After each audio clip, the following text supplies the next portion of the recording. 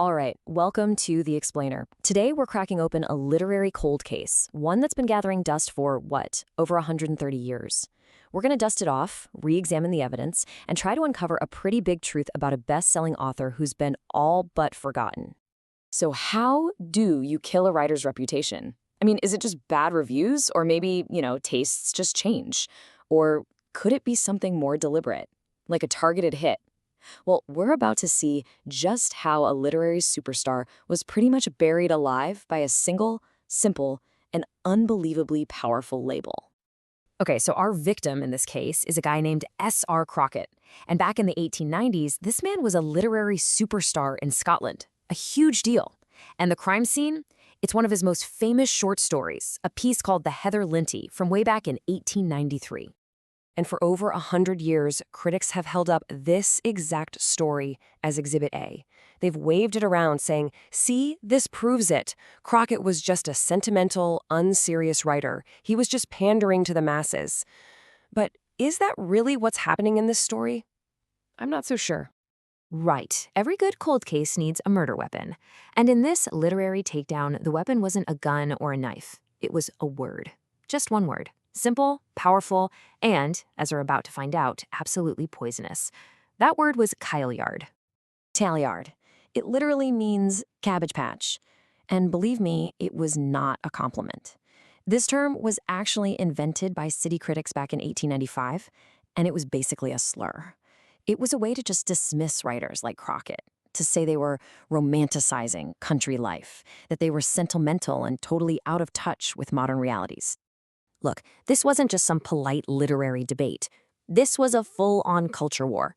You gotta remember, in the 1890s, Scotland was industrializing like crazy. So for the critics sitting in their city offices, these stories about the countryside felt, quaint, naive, just nostalgia.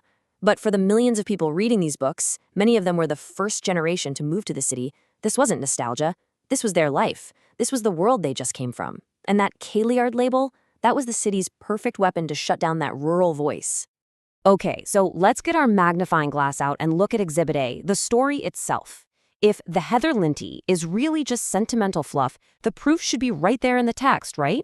But when you actually start reading, you find something completely different. I mean, check out the opening line. The story doesn't start with, beautiful rolling hills and shepherds. Nope, it starts with the nitty-gritty details of railway work. A foreman plate layer, a section of 3 miles. This is industrial language. This is not a fairy tale. Right from the very first sentence, Crockett plunges us into the real, tough, unglamorous world his characters live in. And it gets even darker. He talks about the father's drinking problem, but he uses this really clever, kind of ironic euphemism. He calls it ginger beer. Now, anyone reading this back then knew exactly what he meant. Ginger beer was code for whiskey. It's such a smart, subtle way to talk about the brutal reality of alcoholism and all the denial that goes with it. This is not fluff. This is serious social commentary, hiding right there in plain sight. And then there's this one detail that just feels so personal. The main character, Janet, she's a poet, and she publishes her own book. And Crockett describes it in almost painful detail. The cheap, wretched paper, the awful, deadly blue cover. This isn't just some random description. This sounds like someone who's been there, who knows exactly what that feels like. It's our first clue that maybe, just maybe, this story is about more than just Janet. And this, right here, is where the whole case just flips on its head, because it turns out the story isn't an example of Kailyard writing, not at all. It's a trap. It's a brilliant, satirical attack aimed squarely at the very critics who would later use that label to try and destroy him. So who's the villain in this story? It's not some evil landlord or a dramatic love interest. Nope, the villain is a newspaper. It's called the Nighthawk, and Crockett tells us it specializes in exposures, basically hit pieces, on the week in airing. I mean, this is a direct shot at the tabloid-style sensationalist journalism that was just getting started back then. And you have to look at the names he uses. It's brilliant. Janet's book of poems is called The Heather Lintie. A lintie is a tiny little songbird from the countryside. And the critic's newspaper, the Nighthawk, a bird of prey. It doesn't get much clearer than that, does it? He's casting the city critic as a predator and the rural artist as its helpless prey. Crockett is painting a picture of exactly how he sees the literary food chain. And then we get the smoking gun. The actual review from the critic is just tripping with this big city arrogance. He complains that he can't be bothered to figure out the author's Scottish name, and he just dismisses it, comparing it to Gaelic, or Erse as he calls it, and even Choctaw, as if they're all just some interchangeable primitive languages. This isn't a book review, it's cultural snobbery at its absolute worst. Okay, this all leads us to the most crucial and the most misunderstood piece of evidence in the whole case: the ending of the story. For 100 years, critics have pointed to this ending as the final nail in Crockett's coffin, the ultimate proof that he was just a sentimental hack. So here's what happens. Janet, the poet, reads just the first line of the review, which happens to be misleadingly positive, and she dies of pure happiness. The story's final line is, "God is more merciful than man." Now, for a century, the take has been, ugh, what a sentimental cop-out. But what if that's not it at all? What if that line is actually deeply ironic, a savage critique of human cruelty? It forces us, the readers, to ask the real question.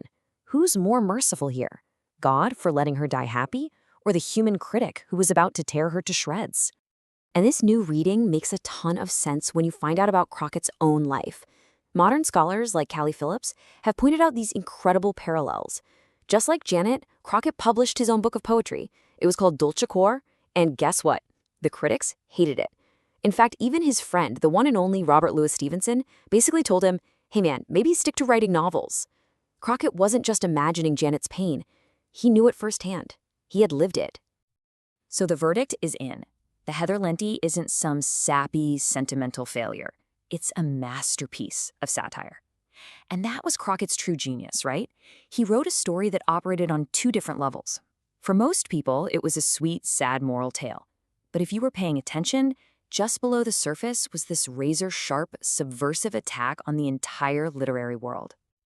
So why are we talking about this? Why does a 130-year-old literary spat even matter today?